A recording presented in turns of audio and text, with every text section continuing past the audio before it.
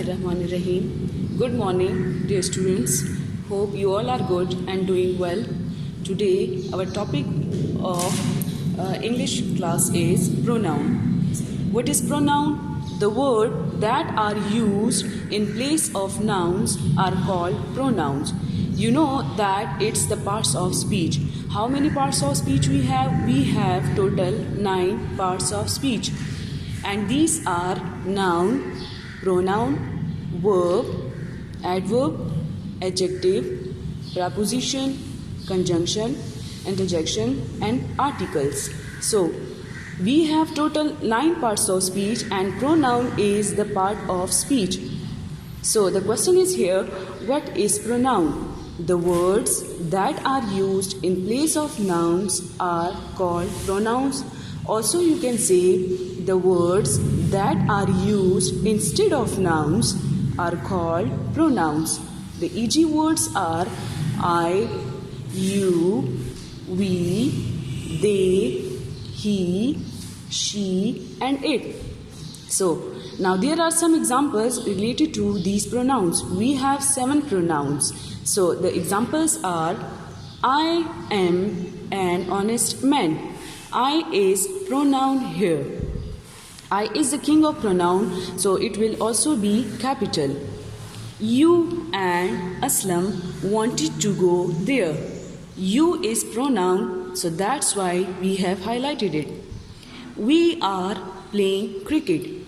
We is pronoun. They talk too much. There is also pronoun. He is a boy. He is a pronoun. She is a beautiful girl, so she is here a pronoun in this sentence. Then we have how we can use these pronouns and where we will use these pronouns. It is used for animal or thing. It is used for animal or thing. Things can be non-living things. It can be door, it can be windows, it can be chairs, it can be tables. Everything, non-living things come in this category things. Clear? So it is used for animal or thing. For example, you can see in this picture there is a dog and ball. So what we will use here? Which pronoun we will use? It. It is a dog. It is pronoun. It is my favorite ball. Also it is pronoun. So for the animal or thing we will use the word it, the word pronoun it. Second we have she.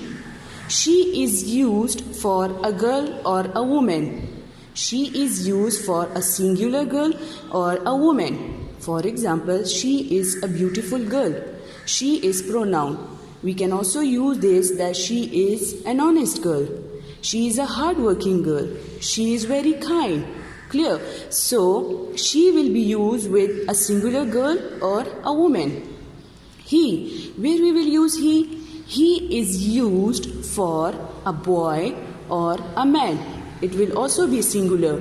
He is a good boy. For example, he is a good boy. We can also say that he is very intelligent. He is very kind. He is very obedient. So the word pronoun he will be used with a singular boy or a man.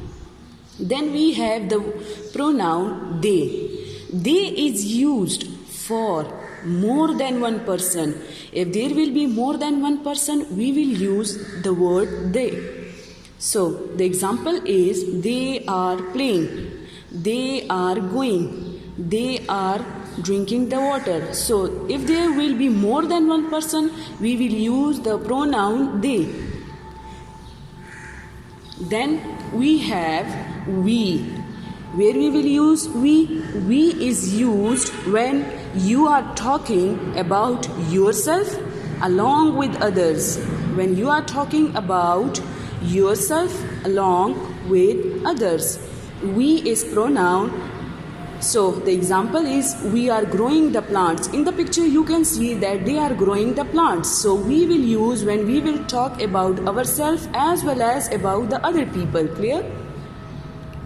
Then we have the pronoun you.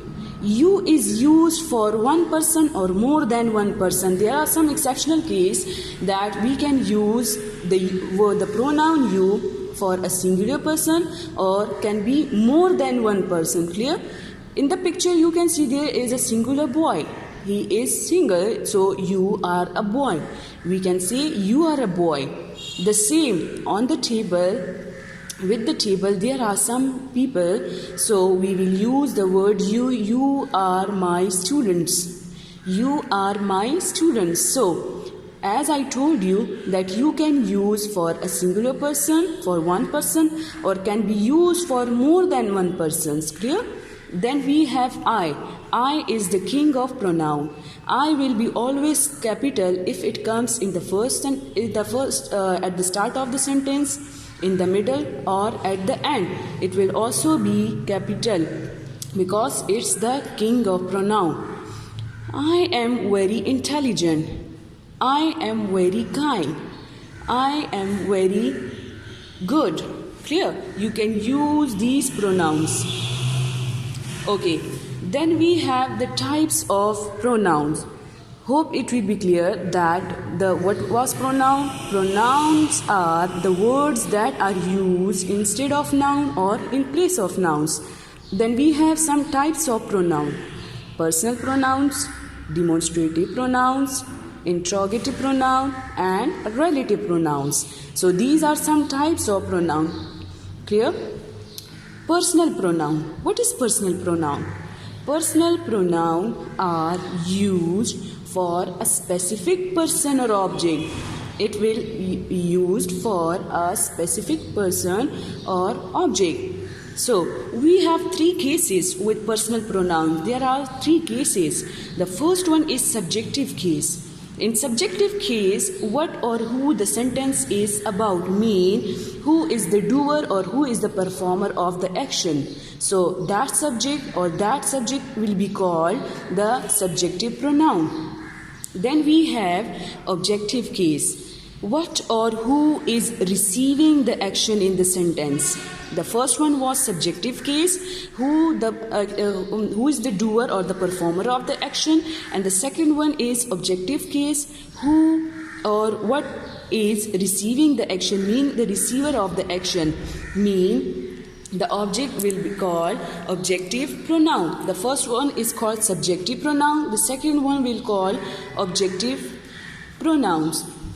Then we have possessive case. In possessive case, what happened?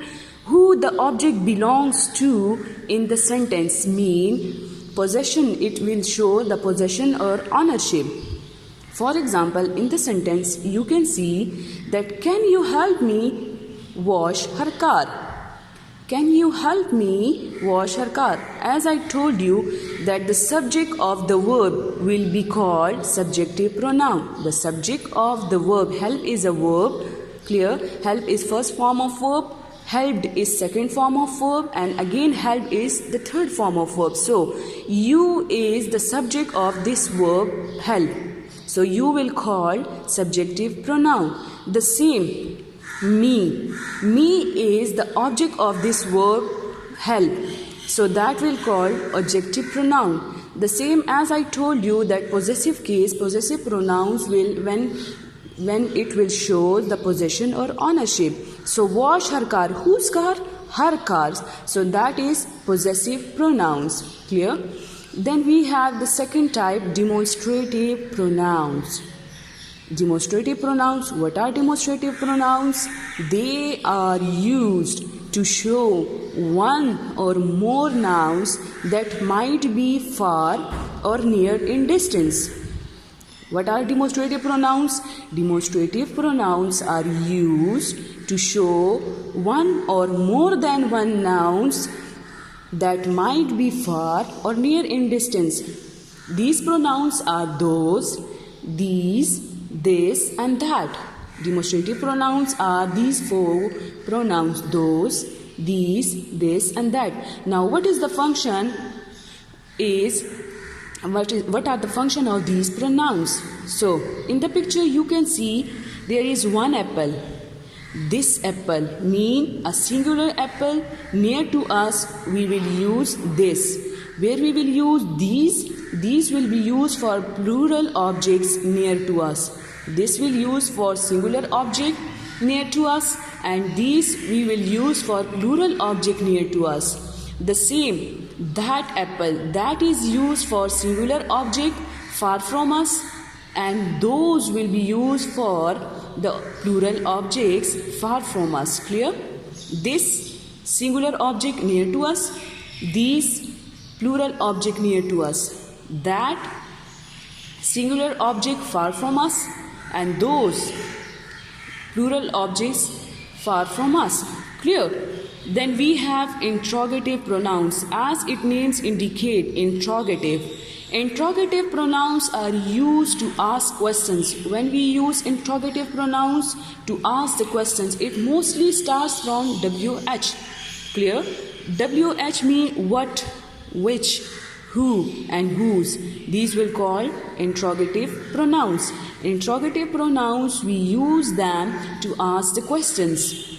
So, in interrogative pronouns, these usually starts from WH. Then the examples of these WH questions, what would you like to eat? Where we use what would you like to eat to ask the questions. As I told you that interrogative pronouns, we use them to ask the question. What kind of music do you like? Which is the biggest building in this area? Which boy took my book? Who won the game? Who runs fast? Whose car is this? And whose gloves are these? So these are some examples related to interrogative pronouns. And interrogative pronouns, we use them to ask the questions. So these are some examples related to WH questions.